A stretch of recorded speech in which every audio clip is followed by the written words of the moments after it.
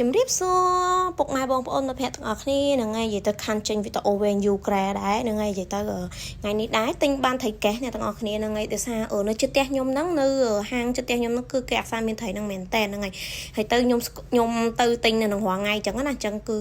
អ្នកលក់នឹងគេស្គាល់ខ្ញុំអញ្ចឹងក៏យើងបានតាក់តងលេខទូរស័ព្ទអីបើគេមានគ្រាន់តែមានពុបគឺគេឆាតមកខ្ញុំផ្លឹបខ្ញុំដើរទៅរងថ្ងៃអ្នកគ្នានេះហើយអានេះវិញបងឡើងពេញពូអ្នកគ្នាខ្ញុំកាត់ថ្មងវាទៅពេលកាត់ទឹកដោយអាសាច់នឹងវាបន្តិចអត់ចង់កាត់ឲ្យបែកទេអ្នកគ្នាតែវាយើងកាត់ទៅវាដោយអញ្ចឹងណាអ្នកគ្នាហ្នឹងហើយនេះខ្ញុំយកមកប្រឡាក់អ្នកគ្នាហើយជៀនទៅញ៉ាំបាយឆ្ងាញ់អស់ស្ទះហើយធំទៀតអ្នកគ្នា3ថ្នាំងដៃណាហ្នឹងហើយនិយាយទៅខ្ញុំយកមកប្រឡាក់ទុកនៅក្នុងទូទឹកកកគ្រាន់ពេលញ៉ាំព្រោះខ្ញុំគាត់ថាញ៉ាំពេលល្ងាចនេះផងអញ្ចឹងហើយខ្ញុំប្រឡាក់អត់ប្រឡាក់អីច្រើនទេអ្នកគ្នាដូចតអ្នកគ្នាប្រឡាក់អញ្ចឹងណាបើប៊ីចេងស្គមអីអញ្ចឹងទៅហើយនឹងសាច់ស៊ុបបន្តិចអញ្ចឹងណាតែខ្ញុំដាក់លែមទេអ្នកគ្នាតែសារយើងញ៉ាំមួយបាយអីអញ្ចឹងណាចង់បានរបៀបលែមអញ្ចឹងណាហើយប្តីខ្ញុំក៏គាត់ញ៉ាំដែរអ្នកគ្នាហ្នឹងហើយ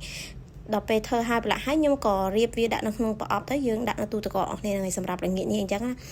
ដល់យើងញ៉ាំអត់អស់ព្រោះខ្ញុំញ៉ាំអស់អ្នកគ្នាពេលខ្លះខ្ញុំប្រឡាក់ចោលអញ្ចឹងទៅហើយខ្ញុំបើខ្ញុំទិញបានច្រើនគឺខ្ញុំប្រឡាក់ទុកយើងដូចថាប៉ពេលញ៉ាំមកអញ្ចឹងដាក់អញ្ចឹងណាដាក់មកកញ្ចប់អរគុណសម្រាប់ការចូលមើលវីដេអូអ្នកគ្នា